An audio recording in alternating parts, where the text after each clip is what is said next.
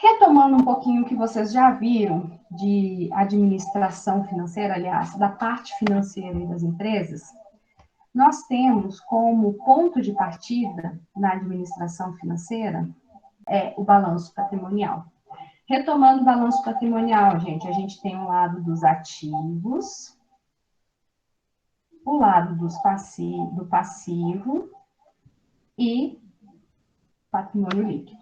Onde nós temos os ativos, né? Na contabilidade, a gente chama aqui de bens e direitos. E o passivo a gente vai chamar de obrigações, né? Esse lado esquerdo. Um patrimônio líquido também é uma obrigação, porque é o dinheiro do sócio, mas que precisa ser remunerado. Então, também é uma obrigação aí da empresa, tá? Essa é a forma que a contabilidade trabalha com as informações financeiras da empresa. Ela fala que aquilo que eu tenho que receber, aquilo que eu tenho a receber, ou aquilo que me pertence, né, que já faz parte da empresa, ou é um bem ou é um direito.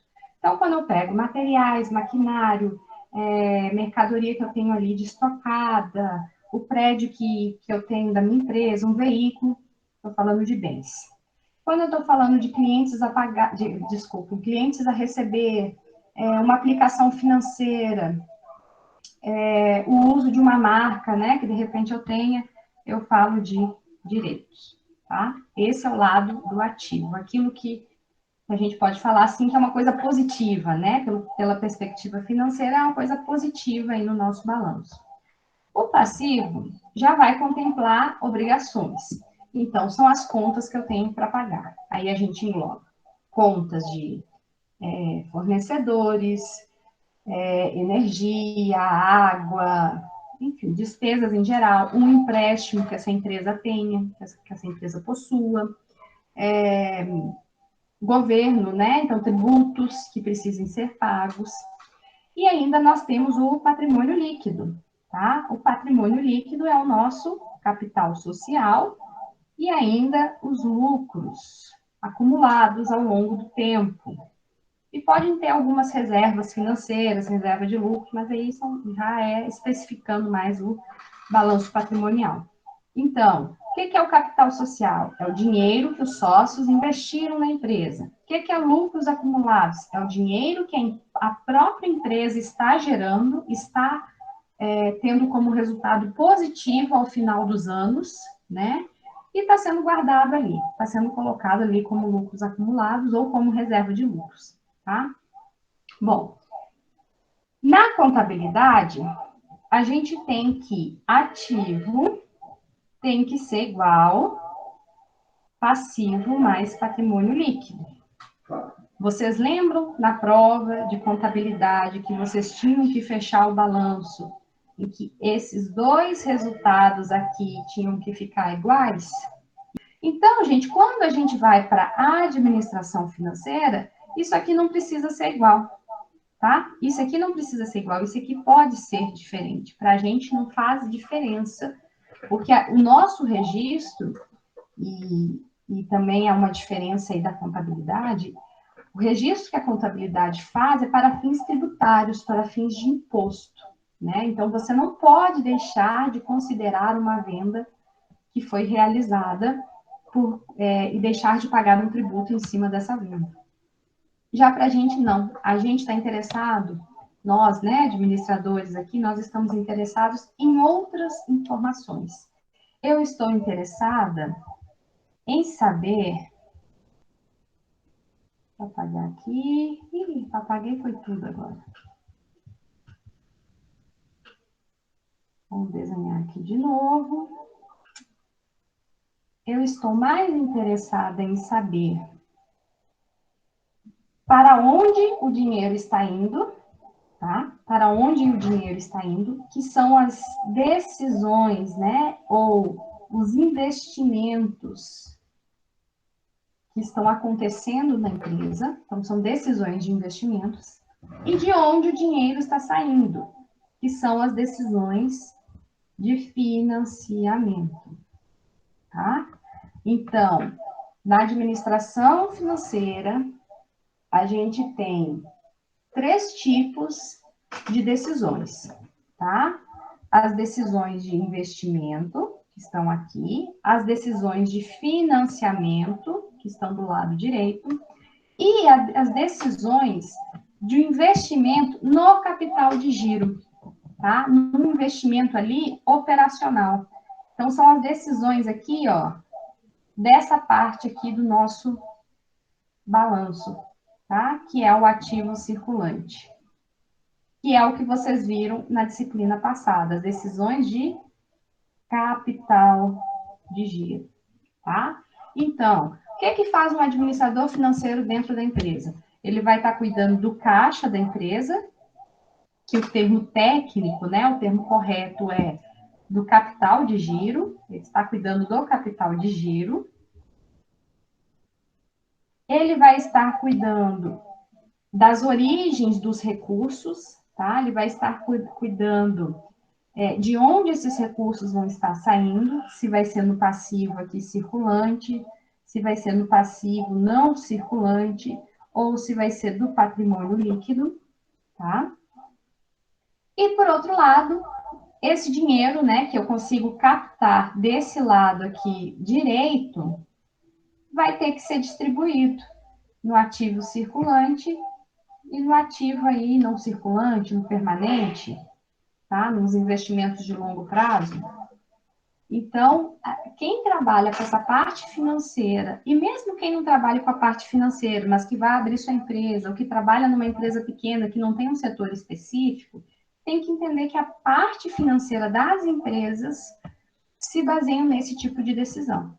O que costuma acontecer nas pequenas empresas, principalmente?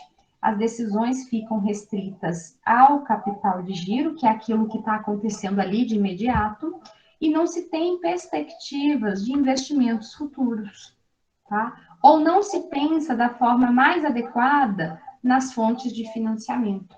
E aí a empresa pega algumas vezes um empréstimo para pagar em 12 vezes para financiar um carro que ela vai pagar em 48 meses. Isso é o que, gente? Ó, 48 meses, 12 vezes. Está tendo um descompasso. Eu preciso pagar em 12 vezes. Mas esse carro, ele foi financiado, ele vai ser financiado e vai me dar um retorno aí em 48 meses, até mais tempo, né? Se a gente for pegar o tempo aí da depreciação do carro, é um período bem maior. Mas é só para vocês verem que a questão das decisões, as decisões financeiras, elas precisam ser equilibradas. Eu preciso ter origens e aplicações com prazos compatíveis. Ou seja, meu passivo circulante deveria financiar meu ativo circulante.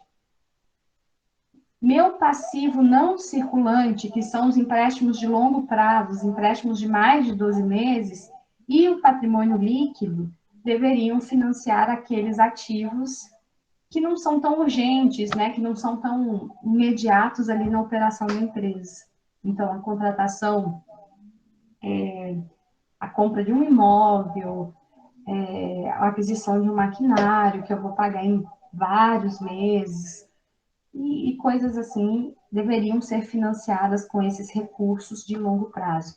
Então, percebo, embora não precise o resultado aqui embaixo ser igual, né? O resultado não precisa ser igual, eu preciso ter um equilíbrio nos prazos, tá? Os prazos daqui do lado direito precisam estar de acordo com o meu lado esquerdo, tá? Precisam ser compatíveis.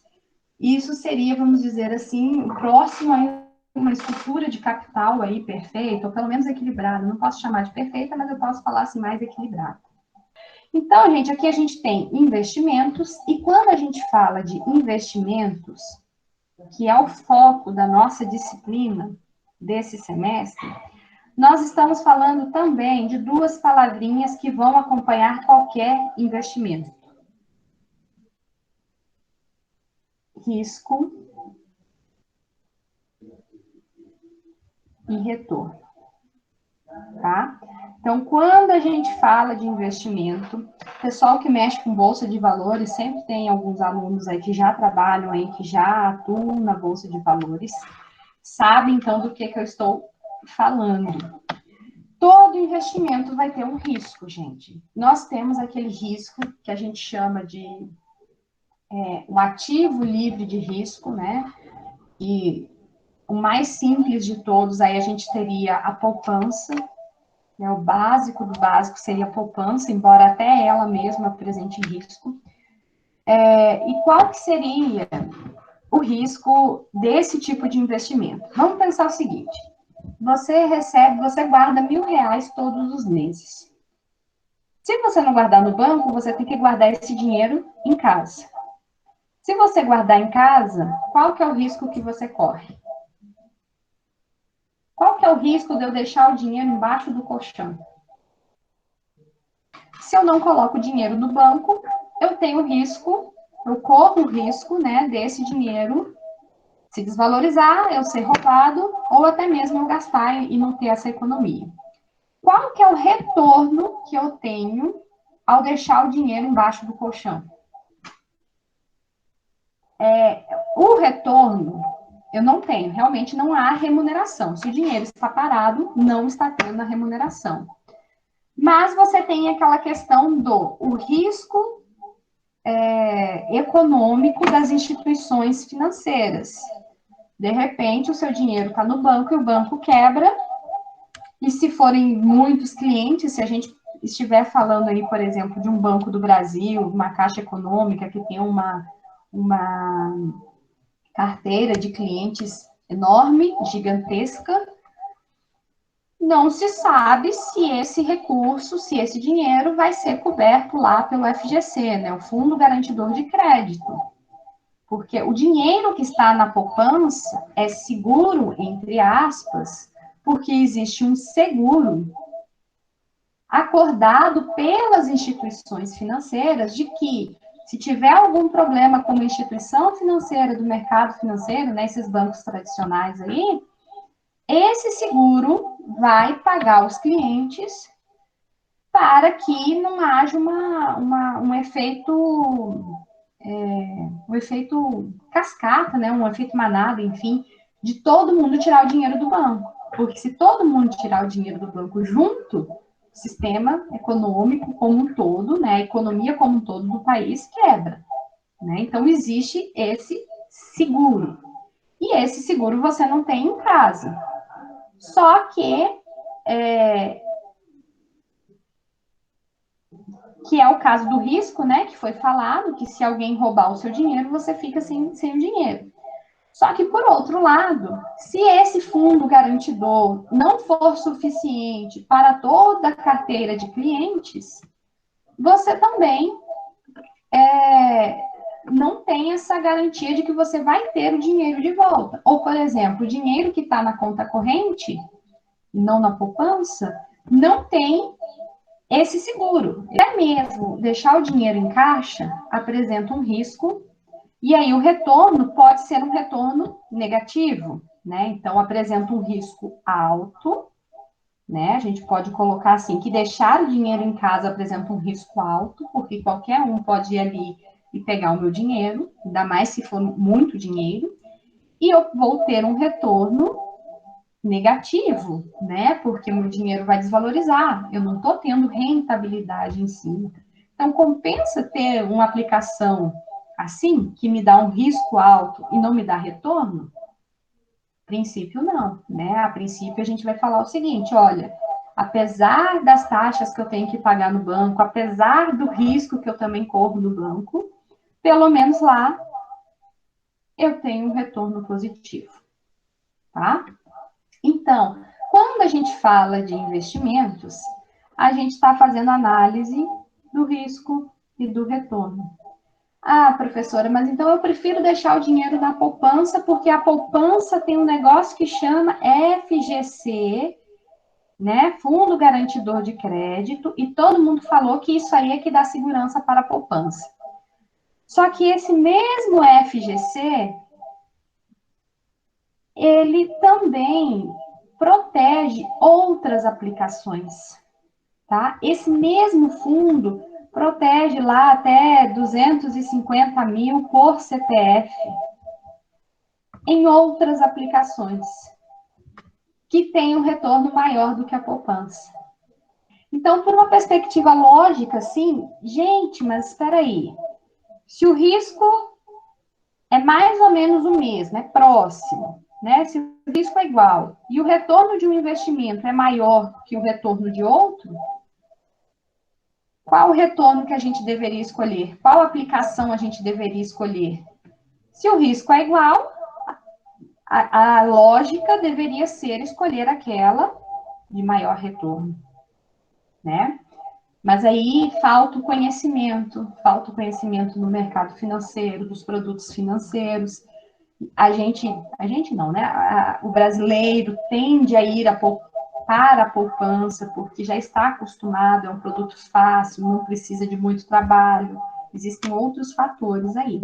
Mas quando a gente fala de investimentos aí para empresas, principalmente quem vai trabalhar dentro dessa área nas empresas, tem que considerar opções de investimento para além da poupança, para além de um título público, né, que traga aí alguma rentabilidade um pouco superior à poupança, porque o sócio, né, aquele capital social ali, aquele sócio quer ser remunerado da melhor forma possível.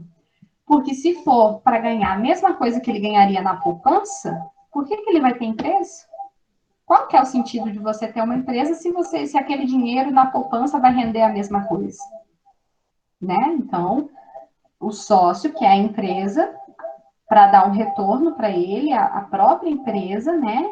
Os investimentos realizados aqui na empresa dá um retorno superior àquele que ele obteria num título público, na poupança, num CDB, que são aplicações aí de renda fixa e que apresentam uma rentabilidade mais baixa, né? Porque nós temos a questão da segurança aí envolvida, tá?